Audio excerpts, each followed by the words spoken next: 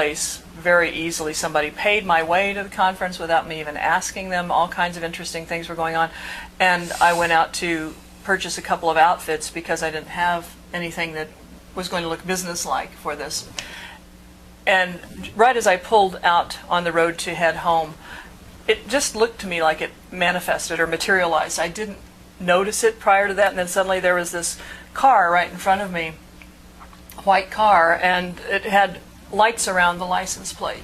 And the license plate started JHB, and those were John's initials, John Howard Booth. Oh, that's fair. And so I felt like he was in the lights too. So there was electrical. So glad his middle name wasn't Wilkes. Yes, we wouldn't have done that. Yeah, thank you. I was 4 and I got to name him. So, okay. So I didn't know about Lincoln at that age. Good. Okay. Yeah. All right. Well, on to the next question, which is a great segue here. What do you plan to do with these abilities from this point on? Now, I know what you've done recently with them. Mm-hmm. You're going to keep doing the same. You're going to branch out in other areas. Well, I will always do readings in one capacity or another, especially for people that are in extreme grief, to help them learn. I do teach classes in psychic development, and I mentor people who want to learn how to be a medium themselves, whether for their own families and friends or to do readings themselves. I have moved more into a point where my focus is also, I'm a certified hypnotherapist and I'm a life coach. And so I feel that those, those modalities are in many ways more empowering to a lot of people. A lot of people who think they want a reading really kind of just want some confirmation, and they want some direction, and they also are seeking validation for what they already know to be true. Like I said, everybody is intuitive in one way or another, and sometimes they just need a little nudge to straighten out their priorities. Gotcha. And to manifest and create and attract. I'm very much a believer in the law of attraction, what it is they want to experience to have a happy life and a fulfilling one. Good.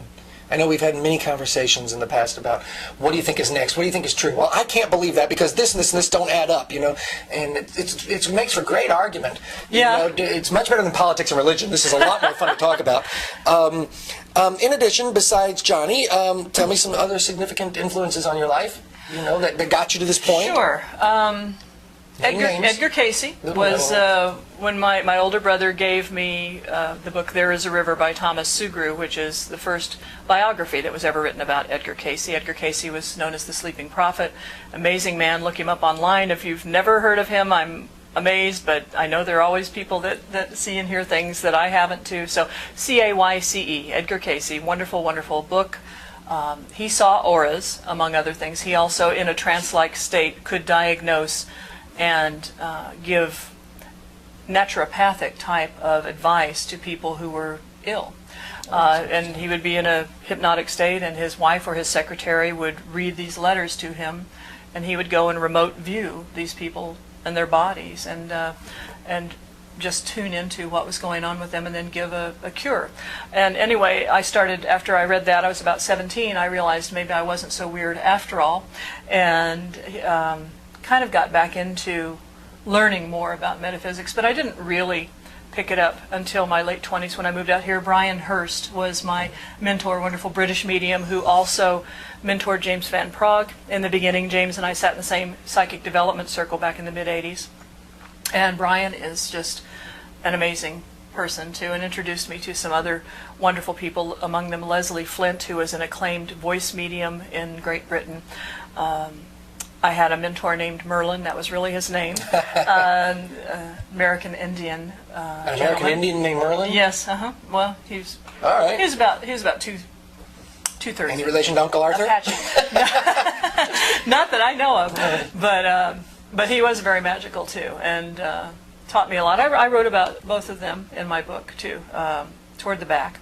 But a lot of different experiences. Mark Twain also, his writing always influenced me very much, and as I learned more about him as a person, I came to understand that he believed in the afterlife. Oh, yeah, very much so.